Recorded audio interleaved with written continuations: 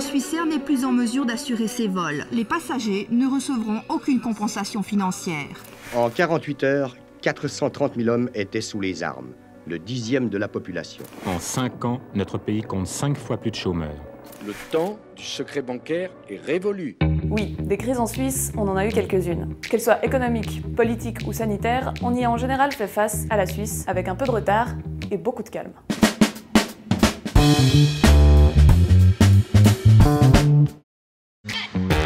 Bienvenue dans mon salon. Comme vous tous, j'ai un peu l'impression de vivre une situation extraordinaire. C'est d'ailleurs le terme juridique officiellement employé. On y reviendra plus tard. Alors pourquoi ne pas se remémorer ensemble, grâce aux archives, quelques-uns de ces événements qui ont bouleversé le quotidien des Helvètes.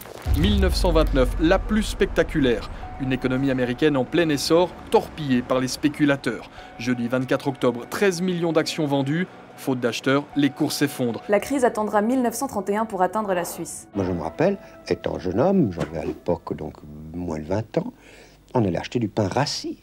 C'est-à-dire qu'il y avait du pain rassis à acheter dans les boulangeries, moins cher que le pain frais. 1939. Les soldats sont appelés sous les drapeaux. Confédérés, Suisses, mes frères, les soldats feront leur devoir quoi qu'il arrive. Nous n'en doutons pas. Les civils feront le leur. Calme et sang-froid sont le mot d'ordre. 1986. Le nuage de Tchernobyl approche.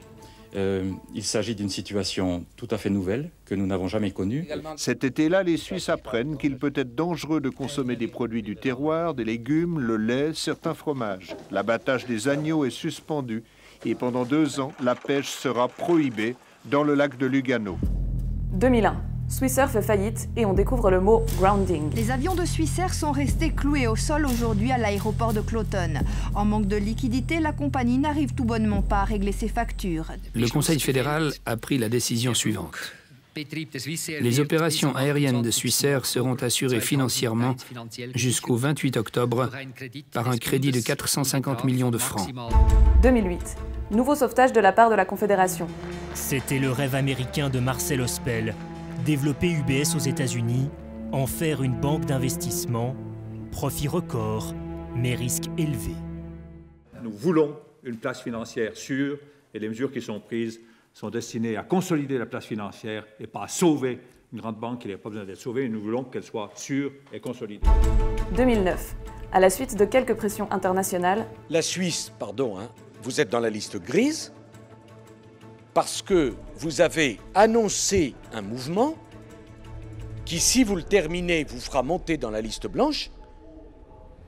Et si ce mouvement, vous ne le terminez pas, vous redescendrez à la liste noire. Hans-Rudolf Merz annonce à contre-cœur la fin du secret bancaire. On ne distinguera plus l'évasion et la fraude. Hans-Rudolf Merz en parlera demain à Londres avec ses collègues du FMI.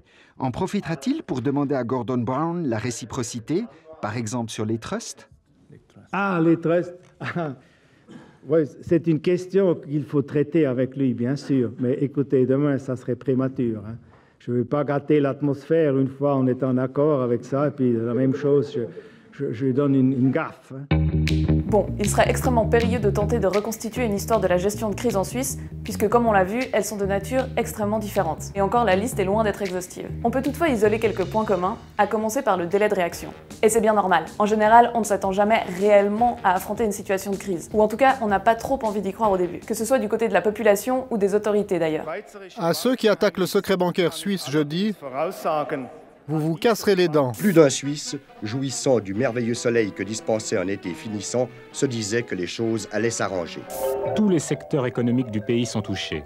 Mais le Conseil fédéral sous-estime l'ampleur de la crise et s'en tient, dans une première phase du moins, à la thérapeutique libérale traditionnelle de non-intervention. Je croyais que nous avions plus de temps. On s'efforçait de trouver une solution quand tout à coup, on nous a demandé de prendre une décision.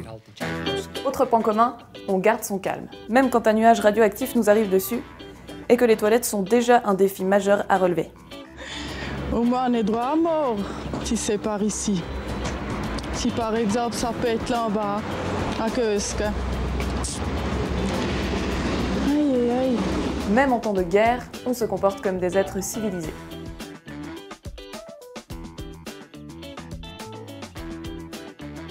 Et surtout, on adhère aux mesures gouvernementales. Il est pour le chef de l'armée un puissant réconfort de trouver ainsi au sein de la population une compréhension aussi grande et un appui aussi puissant. L'un des exemples les plus parlants étant certainement aujourd'hui, où on est entré dans une espèce d'ère de l'obéissance absolue après avoir passé plus d'1 an à parler de désobéissance civile. Cependant, une fois passés les premiers émois d'une situation de crise, le réveil de la population se fait rarement attendre. Et tout épisode extraordinaire apporte son lot de changements dans la société. En 1935, l'Union syndicale suisse, le mouvement des jeunes paysans et des associations d'employés, ainsi que plusieurs membres du Parti socialiste, lancent l'initiative pour combattre la crise économique et ses effets. Largement combattue dans la presse romande, elle est rejetée à 57%, mais amène 80% des votants à se rendre aux urnes. Plus tard, Tchernobyl provoque aussi quelques bouleversements politiques. La catastrophe aura d'autres conséquences. Elle marque le début d'une implacable remise en question du nucléaire civil qui en Suisse sonnera le glas des projets de Kaiserhaust, Graben, Verbois et d'autres. Mais une question qui devient vite systématique, c'est celle du pouvoir accordé au Conseil fédéral.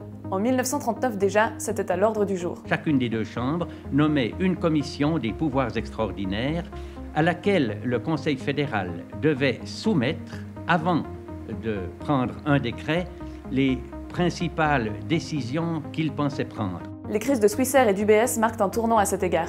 Une initiative parlementaire aboutit à une loi pour la sauvegarde de la démocratie qui entre en vigueur en 2011. Mais toutes ces situations extraordinaires ont un autre point commun. Elles réaffirment certaines valeurs qu'on a parfois tendance à oublier quand les temps sont plus calmes. Pensez en Suisse et agissez en Suisse. Agir en Suisse veut dire servir son pays, respecter l'homme dans le voisin et l'étranger dans ses convictions, réaliser de plus en plus notre mission de solidarité civique, pratiquer l'entraide sociale, maintenir la qualité traditionnelle de notre travail.